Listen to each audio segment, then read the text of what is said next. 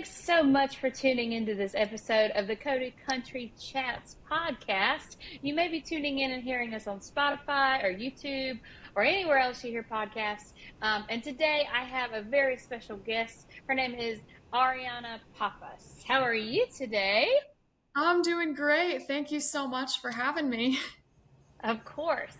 Ariana reached out to me and wanted to chit chat about some of the stuff that she has going on. So let's get right into it. One of the singles that you just recently released is called Daddy's Dime. In hearing a little bit of that song, I thought it was a little quippy, a little funny, just to be thinking about, somebody who's living up on Daddy's dime. Tell me, what was the inspiration for that song? I'm just excited about that song. I have encountered several different people in my life who, they have the tendency to flaunt their money, and it's Yeah. not something that I'm particularly a fan of. I think that everything is just, there's a way to not make it seem like you're too proud of it. You know what I mean? So it was definitely something that inspired me to just start writing and really say like, hey, you're not as cool as you think you are, sort of thing. So That makes sense to me. I can think of a few people that would correlate with for sure. Um, Tell me, it's so funny. In listening to your song, I kind of had some like visuals in my head popping up, mainly of like artists who I feel like have benefited from Daddy's Dime. I don't know if this is like a great topic to bring up or not, but like I'll think of some artists who have like gotten really far in a short amount of time, and I'm like, well, that's got to be because they paid for, publicity or whatever, whatever, whatever. I don't know if that's been your experience, if you've known artists like that, but yeah, that's kind of one of those other things that I thought about whenever I was listening to your song. Yeah, I think that's an interesting topic to bring up. I think everybody has their own journey, and Mhm. I'm not here to judge any of them, anybody Yeah. pursuing their, dreams or anything like that. Hmm. But, I guess it's more so just in general, the grand scheme of things, looking at the groups of people who just Yeah. have that tendency to flaunt it, in any part of their life. So yeah, I think we're all on a crazy journey here in Nashville, and at the end of the day, we're all in it together. Yeah. Well, and one of the things that you mentioned to me is that you are currently in school. Is that right? At Belmont. So I actually graduated 2 years Oh, ago yay. Okay. in Oh, wow. 2022. Yeah, I was in the songwriting program and just absolutely loved it. It was an amazing experience. Just went to Belmont reunion weekend actually in late June, Cool. and Hmm. yeah, just Belmont provided me with so many amazing opportunities. They're the reason I'm in Nashville, basically. So. Yeah. And then originally, where are you from? Where are you based out of? Tell me about your home experience. Yeah, so I'm originally from Long Island, New York, which is Cool. very different, as you can imagine, from the South. But I, grew up on the water. My dad's a boater, so that was how I spent my childhood. And, Cool. the one thing that Nashville is missing is an ocean. We're pretty Yes. landlocked here. But Yeah. the lakes tied me over for sure. But I'm going home in a few weeks here to see the family, so very excited about that.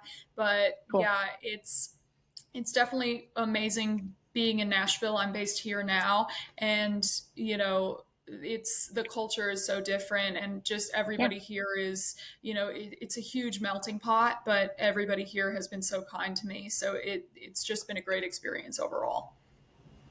So, okay, in knowing you're from Long Island, paint the picture for me. Okay, so you make it to Belmont. What kind of led you in that direction?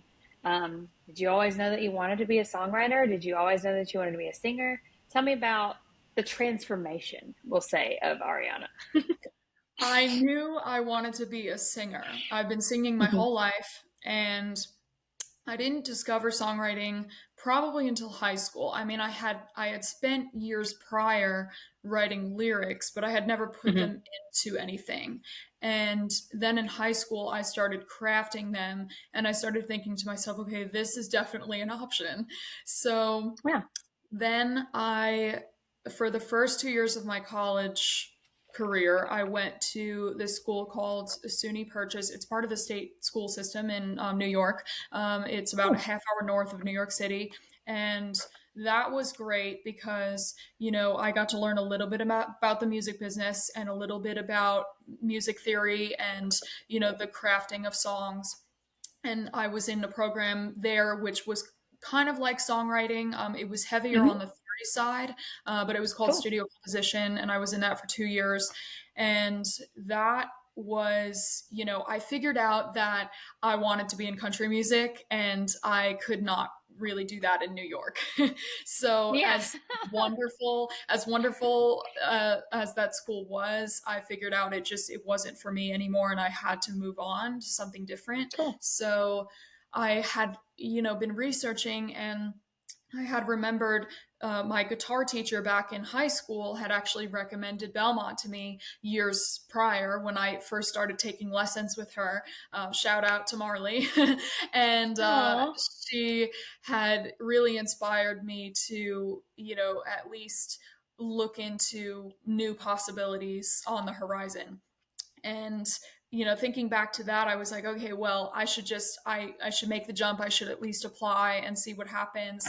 And I applied literally February of 2020. oh, And then oh. the the world Boom. the world, boom, shuts down a month later. And it was just insane. But, in the silver lining of all of that, of course, I ended up getting in, and it was so last minute. I got into Belmont in April, but I didn't get into the songwriting program until May. So, Oh, wow. then I started choosing housing and stuff in June, which of course is so late to the game. Hmm. And as a transfer student, typically I wouldn't get housing, but of course there were so many people dropping out of housing because of COVID. So COVID. Yeah. that was kind of my ticket to get to town. Otherwise, I wouldn't have been able to. And yeah, it was just a crazy ride. And getting here, it was a little weird. I have to be honest. It was very hard there for a while, but I was able to be here in town and still pursue my dreams, even in the midst of the confusion. So that was how I got my start here. So since then I'm coming up on 4 years in September, and I'm really grateful for both the ups and downs. Yeah. Well, it's so funny that you talk about COVID because it's like out of all of that mess, what beauty has been created from that time frame of Exactly. almost 4 years ago. Well, no, 4 years ago now. Oh my gosh, it's crazy It's to think crazy. that that's how far away it's been. Yeah. And I don't know. I think about how, like you said, things just kind of happened, and at the time you were uncertain, and now looking back, it's kind of probably a nostalgic set of memories for you where you were like living in this period of like, I don't know what's going to happen next. And now here you are, and here we are talking about it, and things are great, and you've graduated, and you're living your country music dream in Nashville. How awesome. Exactly. Exactly. I Yeah. mean, just coming here because I wasn't able to see Nashville pre-COVID. So coming here, Yeah. it was so strange, but it was amazing to get to experience the live music, even, at that time, the live music that was still going on. Yeah. And, to see it now after the fact, it's great that we are out of that time, obviously, now. Yeah. Oh, and to think, I want to say I read an article recently about like the explosion of tourism in Nashville post COVID, and I just think about the amount of new listeners, new followers, new fans that you can create out of that like list of tourists who just like show up to the city every Exactly. week. You know, Exactly. there's like no off season. It seems like for Nashville, even like the holiday times, or even like as hot as it is right now in summer, like there's constantly something happening in Music City, and that's a Exactly. blessing for sure. Yeah. So, okay. Let's go back a little bit, and we talked a little bit about Daddy's Dime. I'd love to hear more about some of your other music. And you shared with me a little bit about Every Mile, which is the second song that you released to digital streaming platforms and what have you. Tell me a little bit about that song, because I'd love to know more about it. Yeah, so Every Mile came out in January, and I love this song. I wrote it with my friend Megan Irby. She's a poet in town, and she's incredible, Cool. and we had a blast. We actually wrote it during COVID over Zoom, and I had no Oh, idea. We wrote a bunch of songs together, but it ended up working out the collaboration, and yeah, it was super fun getting to experience the recording process of this song down on Music Row. I recorded it with Robbie Artress, who's an incredible producer in town, and it was amazing. I mean, just to receive his advice and to see it come to life in the studio after being in the writing room or writing Zoom room, really. yeah. It's just it's so cool seeing that transition. And it just hit 13,000 streams recently, so it's Woo. very exciting for me, and thank you. And I'm just really excited that people are loving it. It's a fun romantic love song. We were inspired by different TV shows and movies that were Yeah, coming out at the time, about just jumping into new love with someone. And yeah, I mean, it's great. And I'm grateful for the support that I've gotten on it. for sure. So, in looking at your website, because I do like a little bit of a deep dive, I I found this, and when I was listening to Daddy's Dime, Every Mile, um, I was like, before I even looked at your website, I was like, Arianna sounds like Florence and the Machine. Like I Oh my just gosh. pinpointed it right off. And then here I go to your website to find your about me and your bio, and I'm like, oh my gosh, she loves Florence Welch. So yes, okay, it makes sense to me. I hear it. I'm like, oh my gosh. So before I even knew, I can hear the influence in your vocal style and stuff like that. So tell me, I see other influences on there too, like Dolly Parton and Stevie Nicks. Tell me where your love for these different genres kind of came about. If there was like somebody who showed this music to you, I'd love to know more about your musical influences. It's so funny because you're probably the 30th person in my life who has Oh, said I sound like Florence and the Machine. I love that. Thank you. That's a huge compliment. But yay!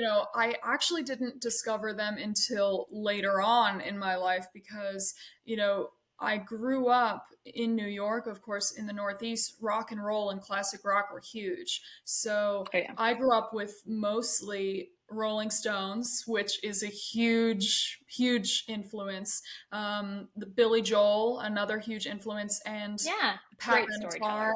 and Yeah. Pink Floyd, Led Zeppelin. I would hear in passing, just all the people that my parents were fans of, and in the car on the way to school and at home, and it just music was all around me, and Hmm. that was a huge game changer for me because it provided the foundation of not only my love for music, but Yeah. eventually, the inspiration behind my creation of my own music.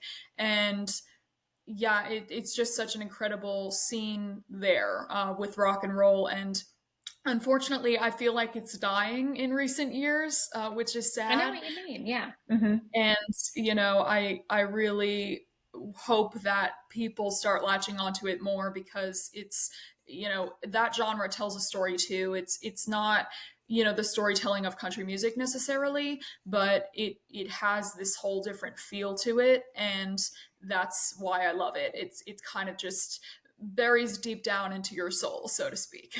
Yeah. Definitely. And like, okay, you talked about Rolling Stones. I think about one of the greatest songs for me for the Rolling Stones is Wild Horses. Like that's not one that Yes. people would be like, "Oh yeah, Rolling Stones, Satisfaction, blah blah blah." I feel like Wild Horses is one of those. It's like I don't want to call it a deep cut, but it's one of those like you said, it's still based in that storytelling idea of, let's tell about this, journey. I don't know. I'm with you though. I feel like that side of rock and roll is kind of losing its grip. I don't know. Right. And I don't know if it's just because the fans are not latching on to that style, or if music is just kind of evolving in a way that, no one can predict at any moment. Right. Yeah, I agree with you though. Wow, that's interesting. That's very, very interesting. Okay. So going just a little bit off topic here, um, knowing more about like how you were heavily influenced by rock and roll, and reading a little bit more into your bio and seeing some of your influences for songwriting, like Taylor Swift. Um, if you were to like lay out an entire dream list of, I don't know, a show lineup, a festival lineup, um, who would you like to play some type of festival with? Oh my gosh. I have so many answers. Yay! Okay. um, let's see. If I were to pick, I'd say I'd obviously Mick Jagger, Stones, of course. Yeah, for sure, for My sure. parents just got to see them. They bought tickets last minute. It was like this whole thing. I mean, they're just legends. I got to see them Oh, in 2021 at Nissan here in Nashville, and so just cool. iconic. Yeah, So them for sure. Billy Joel, of course, can't yeah. forget about him. Just such an incredible songwriter and Mm-hmm. storyteller as well. Even though Yeah. he's in that genre that's not really considered to be Mm-hmm. at the top of the storytelling realm, so to speak. Yeah. Um, Mm-hmm. let's see, Miranda Lambert, huge influence of mine as well. Oh I yeah. latched on to her around the same time as Taylor, and as I was discovering Carrie, which are two more that I would have on my show bill. Yes. um, then definitely Florence. I'd say, let's see, probably Keith Urban. Love Oh my him. gosh. Yes. Mm-hmm. I mean, he's just kind of carved out this niche for himself in the country world. He has like a Yeah. lot of pop and rock influences in his stuff as well, which I feel like is really Oh cool. yeah. And he'd be a really cool addition to that whole lineup, I think. But Yeah. that that is the array of artists that I would choose. I love that. No, I would definitely attend that show. I would definitely buy Yes. that ticket. Well, okay, going back to Keith Urban a little bit, and I don't think I've ever said this in an interview before because I know Keith Urban's been brought up a lot. I feel like he's kind of that one and only type thing. Like I don't want to say one in a million, but he's one of those artists that just kind of transcends genres, like he talked about, where it's just like his own little niche, and Right.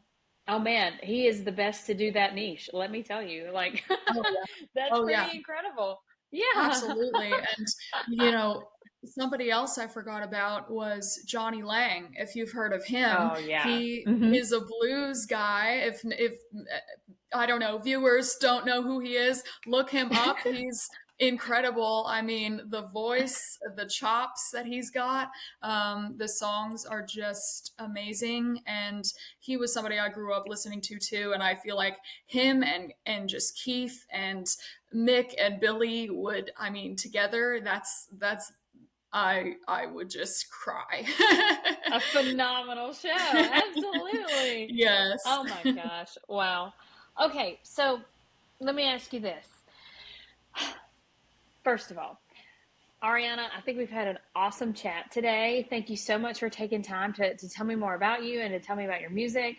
Um, what what else is on the horizon for you coming up? I know you've had your singles released in January and in May. I'd love to know what's happening in this upcoming season for you.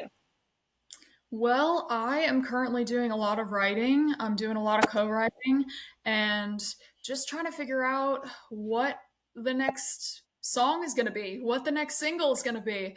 Yeah. Um, I have an idea of what it is. I don't think I can reveal it just yet, but I'm really excited about it. I think that I'm definitely, sticking with the the boldness and the sass that I've kind of carved out for myself in a way. I Yeah. think songwriting is so cool because it gives you a real chance to just be brutally honest about whatever you're going through and just situations in general. I mean, I write a lot about my own life, but I write a lot about other people's lives and, stories that I see in books and TV shows. And I think it's going to be really cool to see this next song, whatever it may be, come to life. So, yeah, and I'm also doing a lot of performing as well.